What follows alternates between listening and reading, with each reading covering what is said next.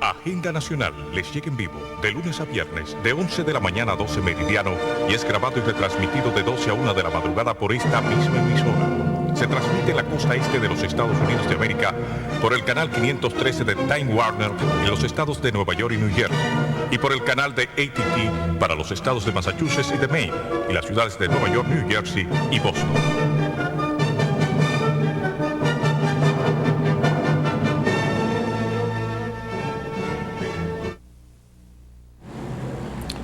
Saludos dominicanos en todo el territorio de la República y en ultramar en la costa este de los Estados Unidos de América e igualmente a todos sus habitantes de habla hispana. Hoy lunes 21 de octubre del año 2002 traemos otra edición de Agenda Nacional. Este programa sustenta los valores de la libertad y la democracia y el derecho de los dominicanos y los latinoamericanos al desarrollo económico y social con apego y respeto a los principios de soberanía y autodeterminación que sustentan y hacen posible la convivencia pacífica de pueblos y naciones, para identificar y analizar los obstáculos que han impedido e impiden que alcancemos la condición de vida y la felicidad a la que somos acreedores. Les habla Leopoldo Espaillat Nanita, y para llevar adelante este programa contamos como siempre con la ayuda y colaboración de nuestro amigo el licenciado Roger Orlando Piña. Muy buenos, Roger. Muy buenos días, Polín, ¿cómo estás? Bueno, aquí veo que comenzamos con un aviso de la embajada que nos dice que se cierra la calle Leopoldo Navarro. La verdad es que dice aquí aviso, desvío, y hay un planito y todo. Está firmado. La embajada de los Estados Unidos de Norteamérica pide excusa por las molestias que esto puede ocasionar. Aquí está la forma en que hay que dar vuelta por el cierre del tramo de la Leopoldo Navarro hasta, dice, 27 de febrero a Pedro Enríquez Ureña. Bueno, no, es entre Pedro Enríquez Ureña y la César Nicolás Penso. Es decir, el que baje por la Leopoldo Navarro tiene que doblar por la Pedro Enríquez Ureña porque no puede seguir hasta la César Nicolás Penso o hasta la Bolívar, en el tramo que comprende entre la Pedro Enríquez Ureña y la César Nicolás Penso. Dice que esto se debe a trabajos de construcción para la seguridad de la sede diplomática. Lo que encontramos mal de esto es que este aviso lo ponga la Embajada de los Estados Unidos. Porque la Embajada de Estados Unidos, ni ninguna embajada de ningún país puede cerrar ninguna calle de la capital de la República. Aquí se nota la falta de Franklin Polanco, que era una persona que manejaba las relaciones públicas y concerniente a la UCI y todo eso con los dominicanos, y podía orientarlo y decirle, no, el aviso tiene que decir que de acuerdo a una autorización del Ayuntamiento del Distrito Nacional, este tramo va a estar cerrado y pedimos excusa porque se trata de trabajo, etcétera, etcétera. Entonces no puede decir la embajada que ha cerrado la calle. Estas son de las cosas que, bueno. Yo creo que quien debió haber publicado el aviso es el ayuntamiento del distrito. Claro, pero no podemos decir que la embajada no puede pedir excusa porque está ocasionando el problema. Ah, no, sí, claro, eso entonces, se puede hacer. Yo digo que ella podía pedir excusa diciendo que el ayuntamiento le otorgó el permiso por razones que corresponden a trabajos de seguridad, etcétera. Pero no decir que la embajada ha cerrado la calle. No, la decisión es del ayuntamiento. El Vaticano y la pedofilia. Un encubrimiento insólito. El Vaticano critica la carta contra pedófilos que hizo la Conferencia Episcopal de los Estados Unidos. Sí. Vaticano reprende en público a los obispos de Estados Unidos. Bueno, fíjense, esto realmente es sorprendente. Como católico, yo tengo que protestar eso. Porque el colegio obispos, es decir, la conferencia del episcopado de los Estados Unidos hizo lo que tenía que hacer. Después de haberse estado encubriendo lo que es un delito, no es posible que el Vaticano ahora aparezca con esta actitud de encubrimiento, diciendo que la decisión que se había tomado por el episcopado norteamericano era demasiado dura, porque está lesionando el derecho de esos sacerdotes. ¿Y dónde está el derecho de los niños que fueron deformados quizás para el resto de su vida por esos delincuentes? Ahora, yo lo que les contesto a esa actitud insólita es que los tribunales norteamericanos metan en la cárcel a todos esos sacerdotes pedófilos porque son delincuentes. Independientemente de su condición de sacerdote, son delincuentes. Ese es nuestro criterio. Y esto desde luego también a reserva de las demandas civiles que le están lloviendo a la No, y a reserva de muchas otras cosas de las cuales no queremos hablar aquí, porque hay que pensar cómo se sentirán los agraviados, ¿verdad? No solamente las víctimas, sino sus padres. Vamos a ver. El 7º Censo Nacional de Población y Vivienda.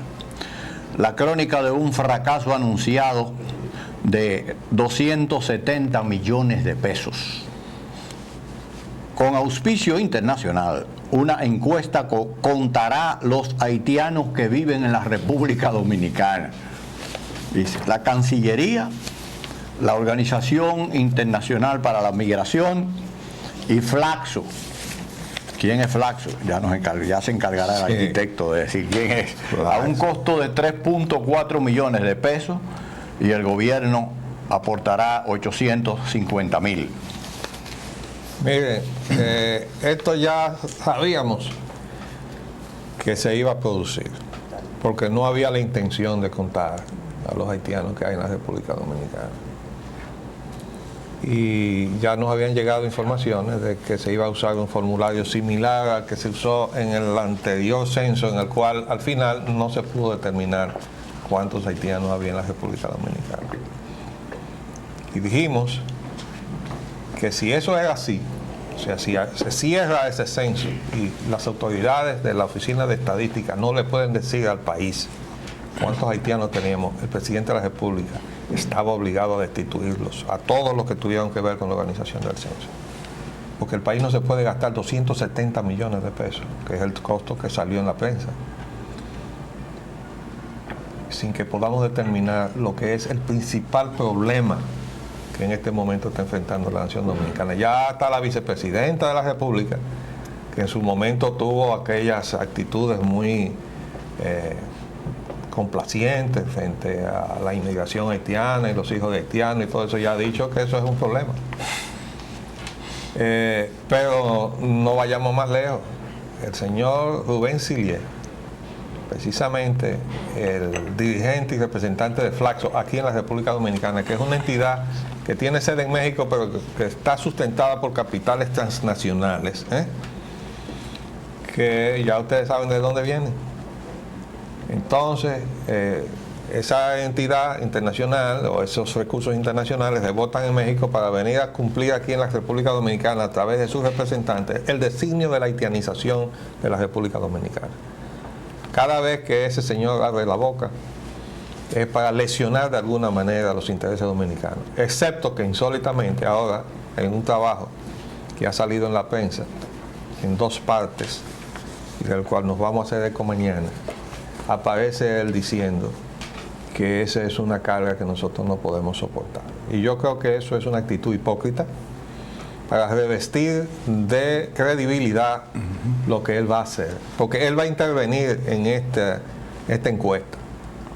Una encuesta que no habría ninguna necesidad de hacer si este censo se hubiera diseñado como Dios manda.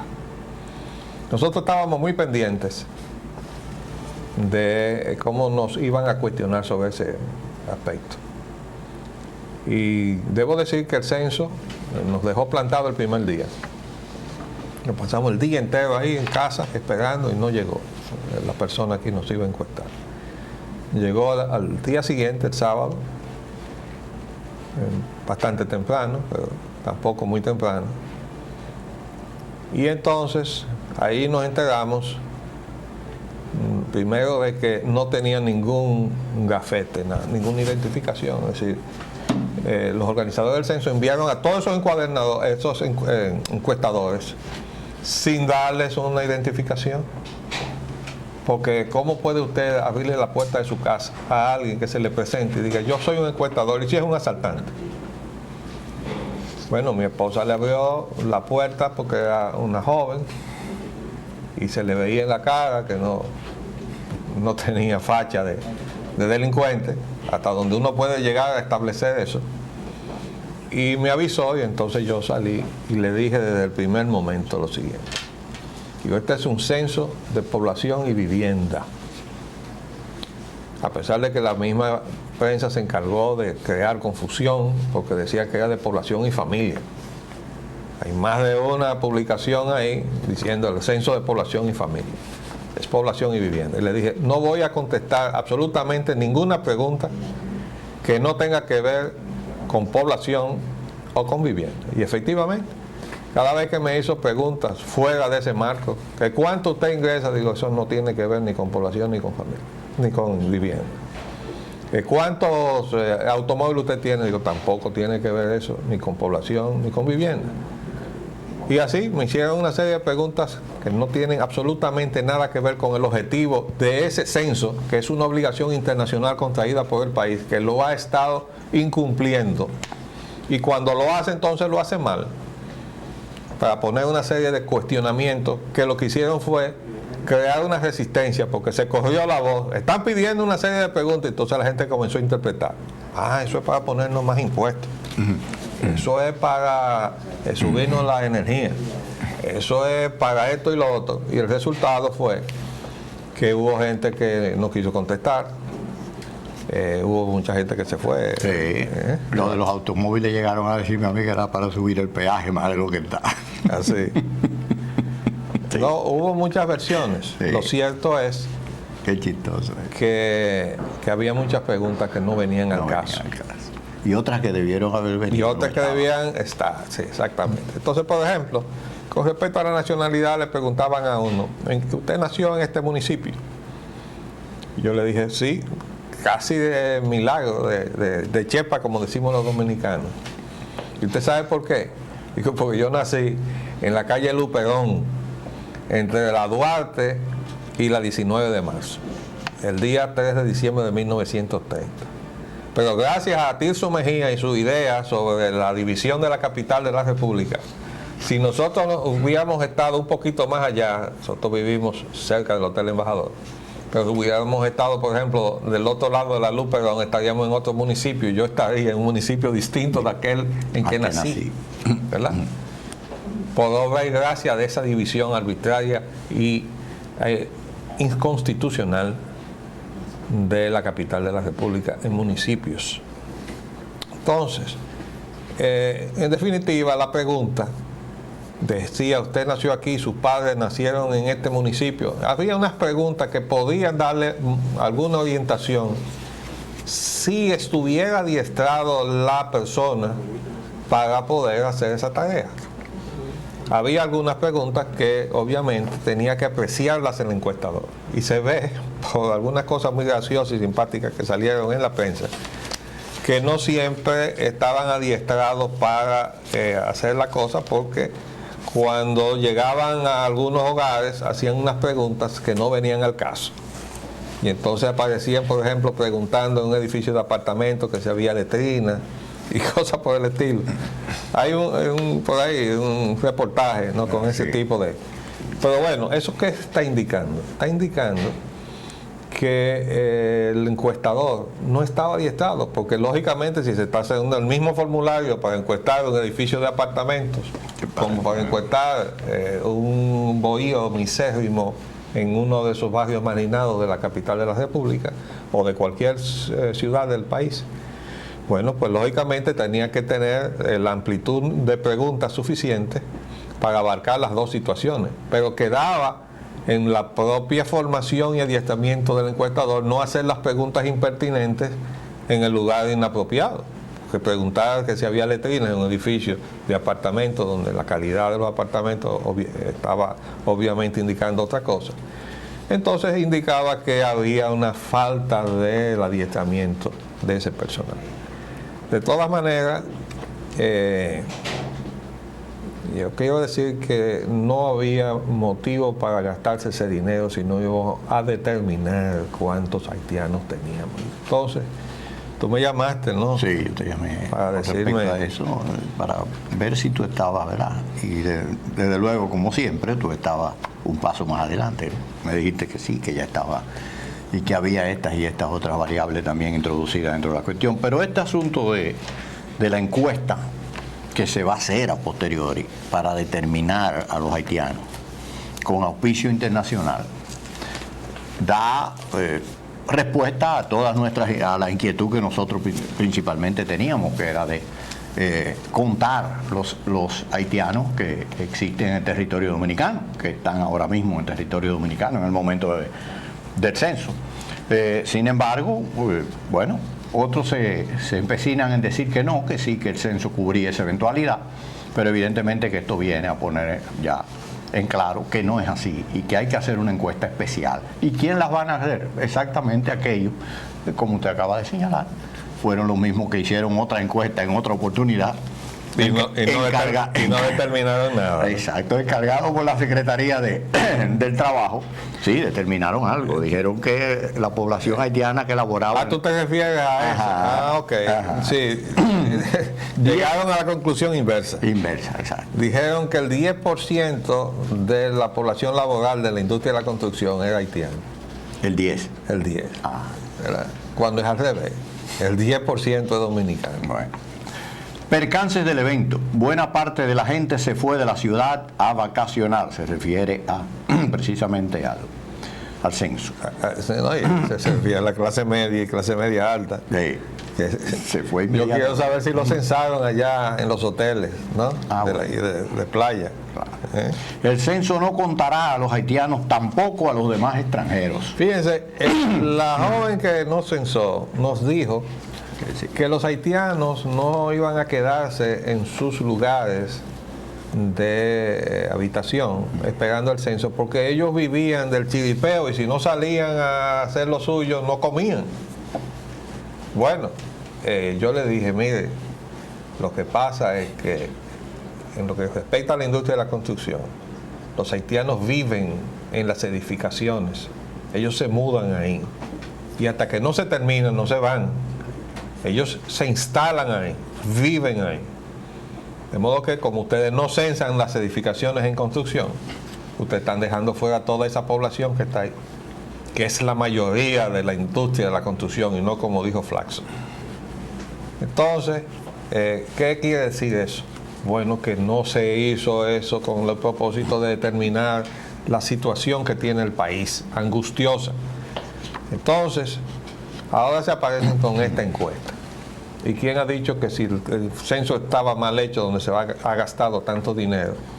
El otro intento, que se llama encuesta, va a quedar bien, sobre todo porque hay una participación extranjera sospechosa, de gente que lo que ha estado es apañando la invasión pacífica, entre comillas, que ha estado haciendo el pueblo haitiano del territorio dominicano.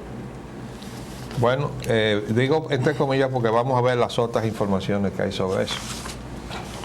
Dice que no se les pagó la dieta que se había ofrecido a una parte de los encuestadores que no terminó de censar por esa razón. Ese fue el caso quizás de ustedes, ¿no? Sí. Lo dejaron, pues, finalmente lo censaron. Sí, finalmente sí fueron a censar. Sí, pero quiero decir que ella nos explicó, la encuestadora, esa situación. Sí. Dijo, primero no nos han dado la dieta que nos ofrecieron. Así fue. Y hay otros a quienes no se le entregó. Entonces eso sencillamente se retiraron. Ajá. Y ella nos dijo, ahora los que nos quedamos, estamos supuestos, después que terminemos lo que tenemos asignado, terminar lo que los otros dejaron a medio tallo. Eso es correcto. Y así fue. Y ahí hoy está la admisión de que se han quedado muchísimos hogares sin censar. Bueno, se han quedado muchísimos hogares y muchísima gente. Además de eso, los viáticos que se habían estipulado fueron reducidos. De 300 que se había dicho, se le bajó a 250 y creo que no se le llegó a pagar tampoco esa cantidad. Bueno. Bueno, la parte, sí. Ya eso lo dijimos, pero aquí hay una parte que dice, oigan esto,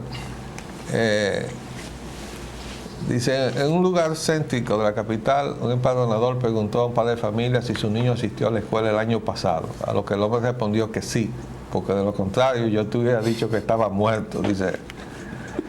¿Por qué? Dice otro caso, una señora censada en una de las torres de la Avenida México, el empadronador le preguntó, ¿de dónde es usted? Ella respondió, del extranjero. ¿Dónde nació usted?, insistió el joven. La mujer respondió, yo, en Atomayor. Bueno, ahí la que falló fue ella, la encuestada, ¿no? Sí. Otro caso, dice, el de un joven que censaba una lujosa residencia en el ensanche Piantini, a cuyos propietarios preguntó, ¿tiene esta residencia piso de tierra? Bueno, ese es el caso del encuestador, sí, de la letrina. Pero bueno, todo eso se da. Yo quiero decir que a mí me tocó censar cuando yo estaba en la escuela normal, tenía alrededor de 17 años, y yo censé todo ese sector de Gascue, donde vivía, cumpliendo con la obligación que se nos puso. Vamos a hacer un paréntesis y volvemos en unos minutos para seguir con los temas de hoy.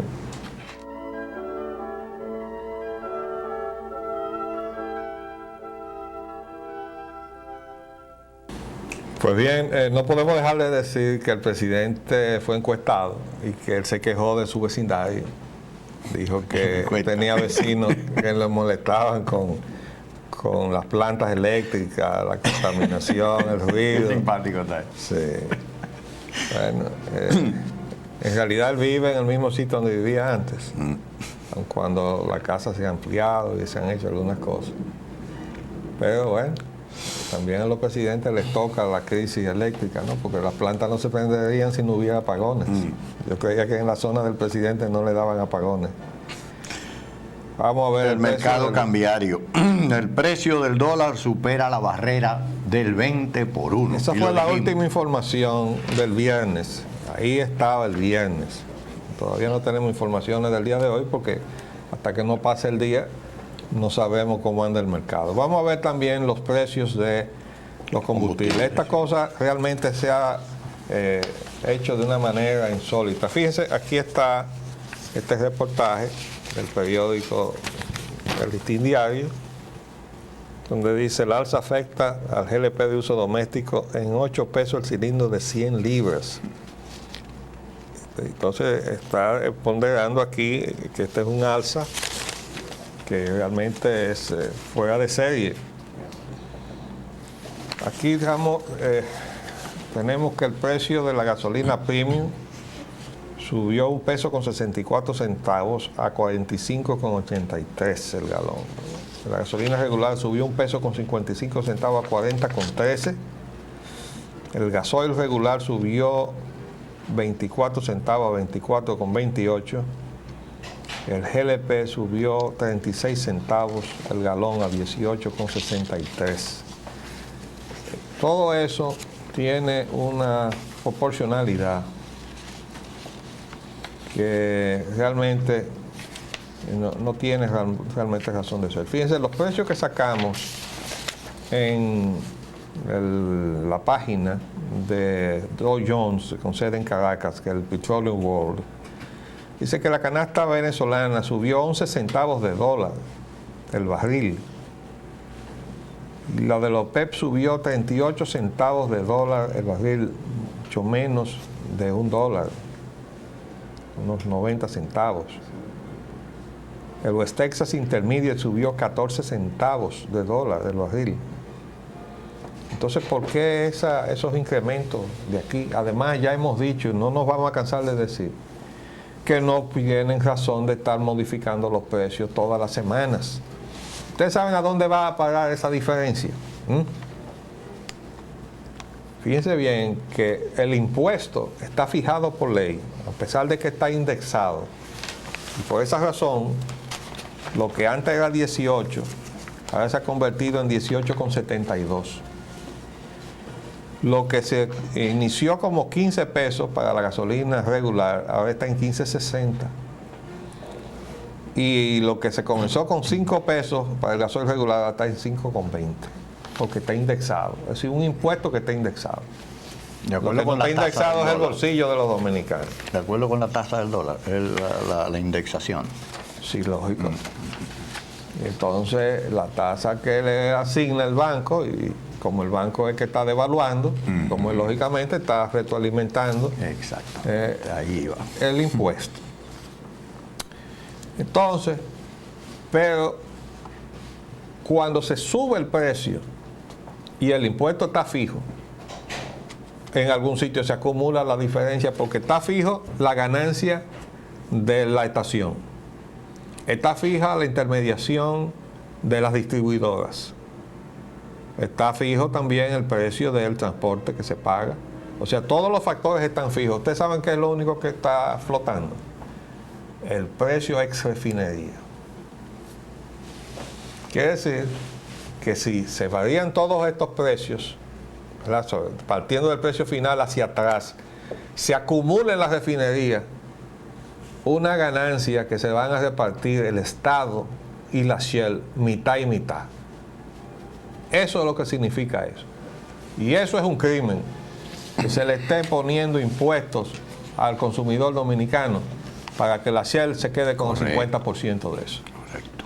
Como ganancia de su condición de socio del Estado en la refinería. Porque eso no aparece allí como un diferencial que se tiene que liquidar al Estado. Entonces, ¿cuál es la situación? Entonces, si hay un diferencial, que se te diga que hay un diferencial, porque eso no está explícito. Vamos a estar hurgando en ese asunto.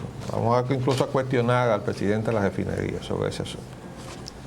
Nos adentramos ahora a los temas nacionales. Además, hay que decir que las amas de casa están gritando por el alza del GLP y además porque no le dan el subsidio, que está establecido en la misma ley de hidrocarburos. Correcto, sí. O sea, este es un gobierno que se está saltando el cumplimiento de la ley. En los temas nacionales, la corrupción gubernamental, que es un delito comprobado. La justicia ratifica que hubo corrupción en el régimen del Partido de la Liberación Dominicana. Bueno, eso es una sorpresa en el día de hoy que trae el periódico Listín Diario en su titular, porque realmente eso como que estaba dormido ahí, ya eso no se hablaba más, es una cuestión totalmente fuera de actualidad, olvidada, ¿no? Y entonces, hoy encontramos el titular,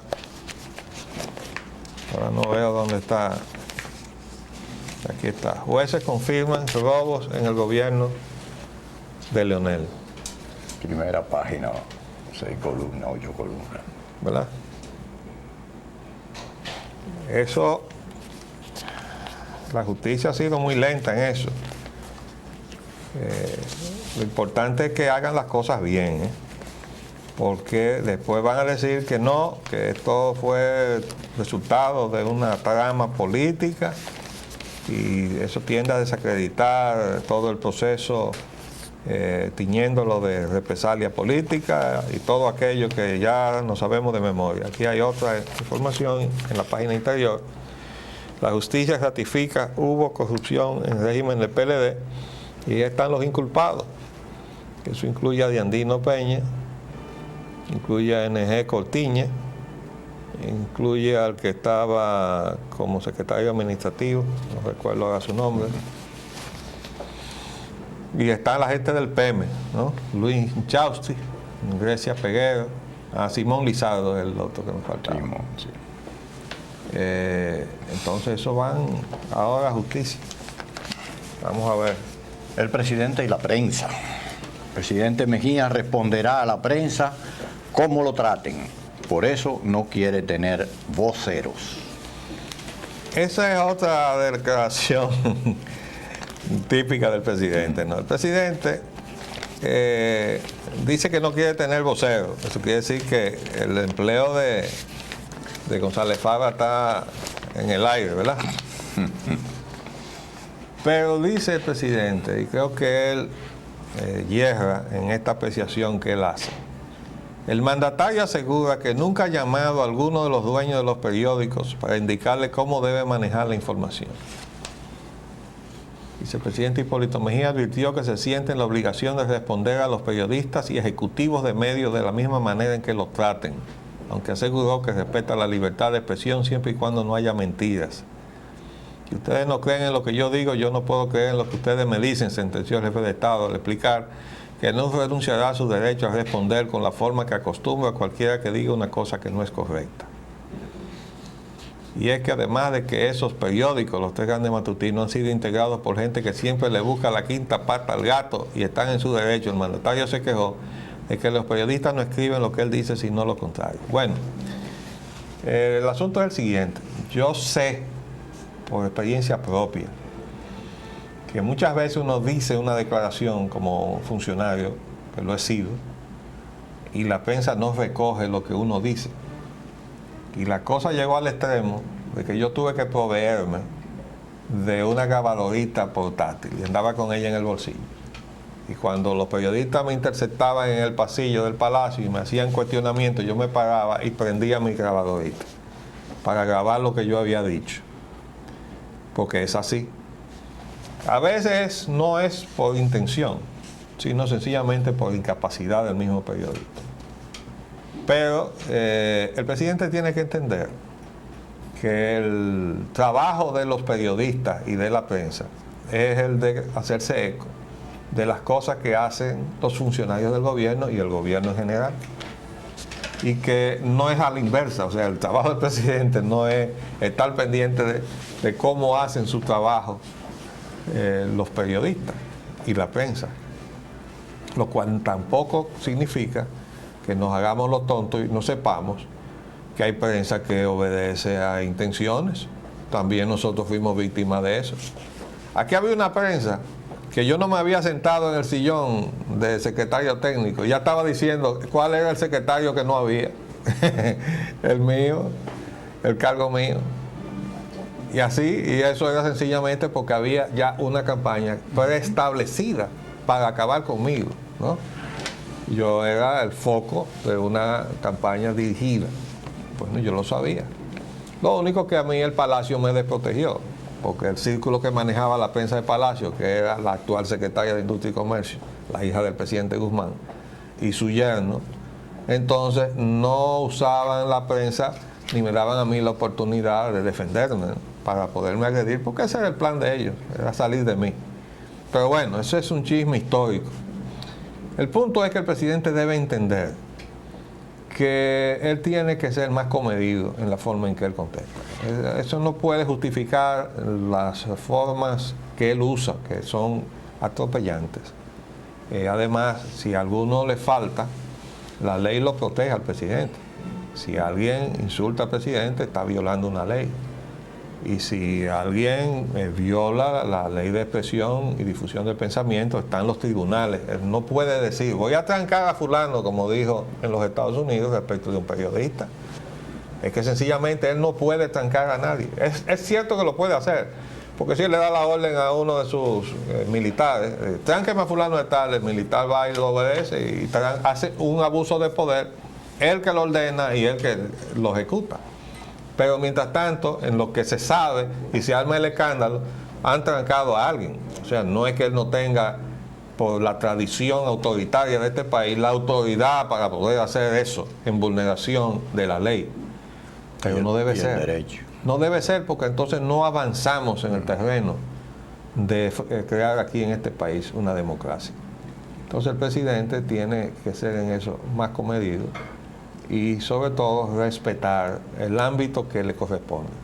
Si alguien viola la ley, es lo que debe decirle al funcionario competente: someta a ese fulano a un tribunal por haber dicho tal y tal y tal cosa que no está apegado a la verdad, o me ha ofendido en tal o más cual cosa. Sométanlo por eso. Entonces le hagan un juicio. Eso es lo que dice la ley.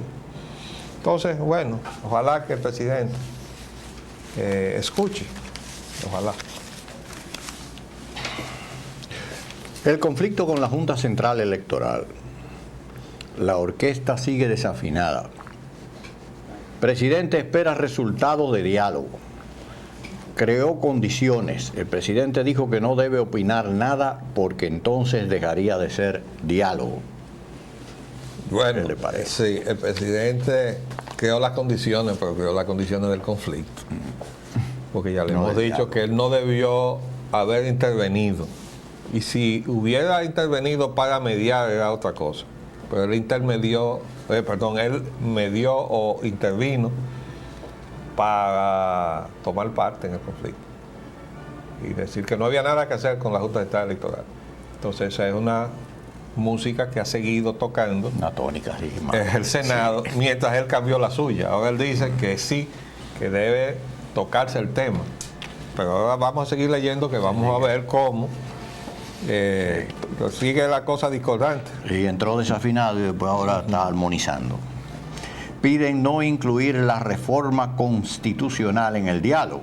La reacción nace de una propuesta de la vicepresidenta Ortiz Bosch de debatir la reducción del porcentaje para ganar en la primera vuelta. Bueno, ustedes se dan cuenta que todo el mundo tiene ahí un objetivo Su distinto. agenda. Entonces, bueno, si vamos a dialogar, vamos a resucitar la constituyente o la asamblea revisora de la Asamblea Constitución revisora, si fuera para sí, no, porque eso estaba en agenda, pero no se llegó ahí, eso se rechazó. Bueno, pues no, tenemos, acuérdense el consejo de Andy Daguarre, metido a político, que dijo, si el PRD no hace desde el poder aquí lo que necesita para mantenerse en el poder, no se merece estar en el poder. Ese fue Andy Daguarre, el mismo que está enterrando políticamente a este gobierno con la política económica que lleva, porque además va a llevar al país a una situación crítica. Esa política económica que le ha trazado a este gobierno Andy Daguarre, que es la misma que le trazó su colega Domingo Cavallo al gobierno de Argentina. Y miren Argentina cómo está. Entonces nosotros no estamos dando buenas señales, ¿eh? No hemos llegado todavía a la situación de Argentina, pero estamos en ese camino. Y si no, miren la tasa cambiaria por dónde va. Porque se había dicho que en diciembre iba a estar a 20/1, ¿no? Sí. Y estamos en octubre. Nosotros hicimos las predicciones aquí hace mucho tiempo. Yo te advertí que no te pudiera a decir esas cosas. De ominoso. Sí, no, porque te iban a coger la seña y dicen, qué buena idea la que le ha lanzado Y Roger, se ¿no? fueron por ahí. Sí. Pero esta propuesta de la señora vicepresidenta no tiene objeto de ser introducida en el diálogo, a pesar de que cualquier cosa puede introducirse, pero no debe considerarse, ya eso pasó. Bueno. Pide no incluir la reforma constitucional en el diálogo. La reacción nace de una propuesta de Ortiz Bosch a debatir la reducción. Sí, es lo que acabamos de decir. Todo listo para el diálogo que incluirá a minorías. La Junta Central Electoral estará al margen. Irán sectores económicos al diálogo. Es decir, la Junta Central Electoral no va a ir. Pero no faltó quien propusiera que sí debían participar. Creo que el senador Jacín fue que propuso. Sí, de San Pedro. Bueno. Los senadores estiman peligroso incluir el tema de la Junta Central Electoral. Eso es trancarse en banda, es decir, no vamos a discutir eso. ¿Y el presidente dice que sí y los senadores dicen que no. Pero lo bueno es esto, oigan lo que dice el presidente. Dice el presidente, no hay garantía de que los acuerdos se cumplan. Entonces yo pregunto, ¿para qué entonces el diálogo? Y él dice, fíjense lo que pasó con el asunto de la reforma de la Constitución, que llegamos a una serie de acuerdos y después no se cumplieron. Pues no se cumplieron porque no había voluntad de cumplirlo y porque había una cosa tramada de antemano para que eso llegara a donde llegó. Ese es el problema. Ahora, si esa es la actitud, y ya se está viendo, lo estamos diciendo de antemano, digo, esto es una orquesta que va a desafinar cuando Agripino levante la batuta. Ya. Lo que va a oírse allí va a ser algo totalmente destemplado porque cada quien va a tener una partitura distinta. Los empresarios van con el tema económico, como es natural. Sí, ese es el sector de los violines, de las cuerdas. Está tocando armónicamente dentro de ellos mismos. Entre ellos mismos, sí. Pero no va a ir bien con... no está entonado con el resto de la orquesta. Con el resto de la orquesta. Bueno. Entonces, eso no... finalmente dice un titular, no están definidos los temas del diálogo. El primer problema va a ser definir los temas del diálogo. Y después va a ser llegar a acuerdos.